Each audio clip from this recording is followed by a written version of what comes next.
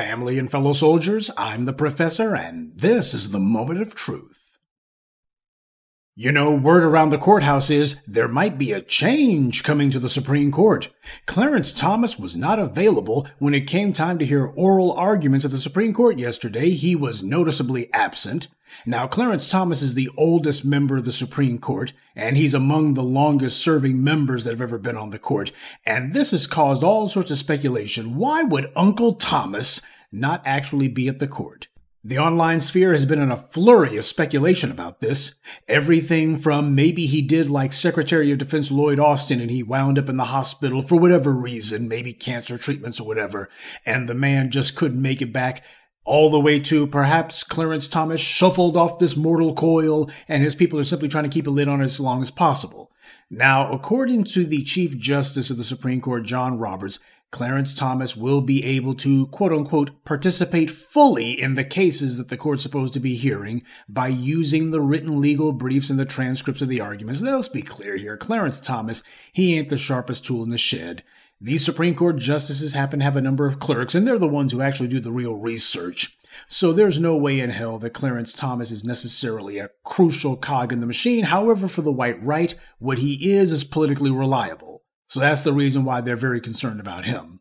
To locate a nominee for the Supreme Court who's more compliant and more obedient and more bootlicking than Clarence Thomas, that'll be a hard person to find. But people are speculating heavily about whether or not Clarence Thomas has already died, and I think that John Roberts pretty much answered that one. No, he's not dead. Though nobody has actually said what Clarence Thomas's actual medical condition is right now. And it would be one thing if he decided, let me go ahead and do a quickie statement for the white media, but he's not even doing that much. So the plot thickens. But this is not the first time at all that Clarence Thomas has been absent from the Supreme Court due to some sort of medical issue. Exactly 2 years ago, Clarence Thomas was hospitalized for a week after experiencing flu-like symptoms. Of course, his people were furiously denying that it was COVID. He does not have COVID. He definitely doesn't have COVID. He was able to return to work after a week, but still, this is not the first time that this man has had a situation that was severe enough to actually keep him from physically being at his post. The white left is having a great time tormenting the white right with the prospect that Clarence Thomas may have to be removed from the bench or perhaps has already shuffled off this mortal coil. If there's a sudden vacancy on the bench, the Democrats control the Senate. And that being the case, they would be able to put in whatever nominee they wanted. See, they like this because of the schadenfreude. When Republicans had control of the Senate, Mitch McConnell made it a point that he would block any and all nominees that the Democrats tried to put on the federal bench. And he said as far as the Supreme Court goes, he didn't want anyone on the court who was to the left of Nixon. And that was a little jihad that he was on. I've already explained how these white right-wing billionaires and mega millionaires, these twisted, putrid, racist ideologues, they understand that they've lost in the legislature, so for them the judiciary is their last ditch. And Mitch McConnell was the guy who was going to make sure that they could have as many federal offices as possible packed with these right-wing ideologues. During the final year of Obama's administration, there was a vacancy in the Supreme Court, and the Republicans, especially Lindsey Graham, famously said that we can't have any replacement for the Supreme Court during this time. After all, there's an election pending this year, and we have to see what the will of the people is. So we're not going to allow that there be any Supreme Court replacements during the final year of Obama's term. We can't allow that. South Carolina senator doing a 180 on his previous position, saying the difference between now and 2016 is that Republicans control both the Senate and the presidency. It's a position Graham himself took in 2016 when he refused to consider President Barack Obama's nominee until after the election. If there's a Republican president in 2016 and a vacancy occurs in the last year of the first term, you can say Lindsey Graham said, let's let the next president, whoever it might be, make that nomination, and you could use my words against me and you'd be absolutely right. Something he doubled down on in 2018. If an opening comes in the last year of President Trump's term and the primary process is started, we'll wait to the next election. And I've got a pretty good chance of being the judicial. You're on the record. Yeah. All right. hold the tape. As the chairman of the Senate Judiciary Committee, he now says President Trump's nominee should proceed, quote, expeditiously, writing in a letter to Democratic colleagues, after the treatment of Justice Kavanaugh, I now have a different view of the judicial confirmation process, adding, I am certain if the shoe were on the other foot, you would do the same. Now, this is not a constitutional requirement.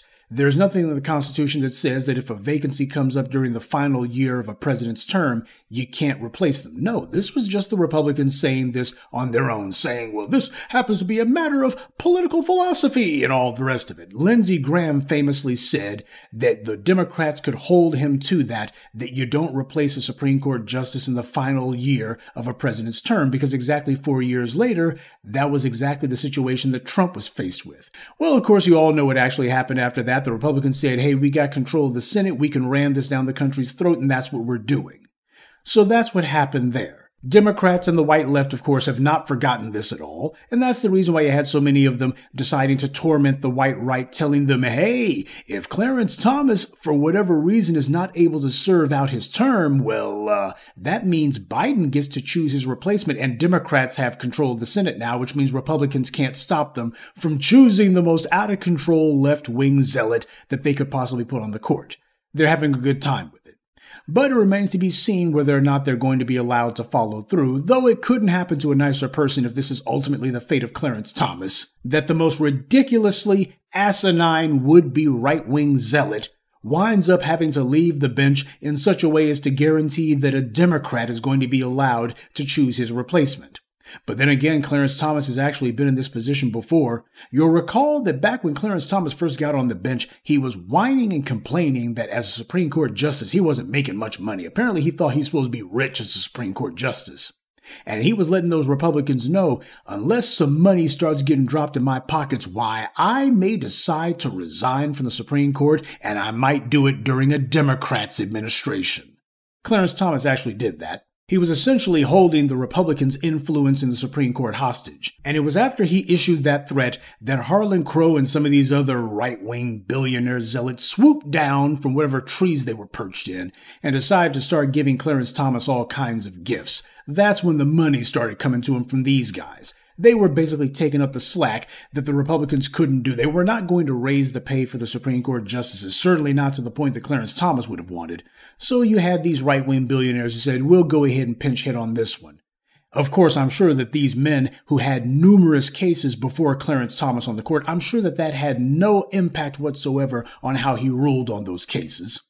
Clarence Thomas is the epitome of someone who prefers to live on his knees rather than take the chance he might have to die on his feet. And before anyone asks, if Clarence Thomas does indeed kick the bucket or is forced to resign or otherwise has to be removed from the court, Joe Biden gets to choose his successor, and you can bet he'll choose just another Ketanji Brown clone. You can bet on that one. So continuity of policy will be maintained. The American judiciary is a complete joke, though it might be a little less funny if they instituted age limits for these geriatrics on the bench. How can you have John Roberts, the Chief Justice of the Supreme Court, suffer a seizure all the way back in 2007 when W was still president, and yet he's allowed to remain on the Supreme Court? Even when Democrats had control of the House and the Senate, they didn't lift a finger or even say a peep about whether or not this man needed to be removed because his health was compromised. And that wasn't even the last chance that the Democrats would have to address the issue, because just 4 years ago, Roberts was hospitalized again during the COVID era when he was walking around and reportedly just fell out for apparently no reason.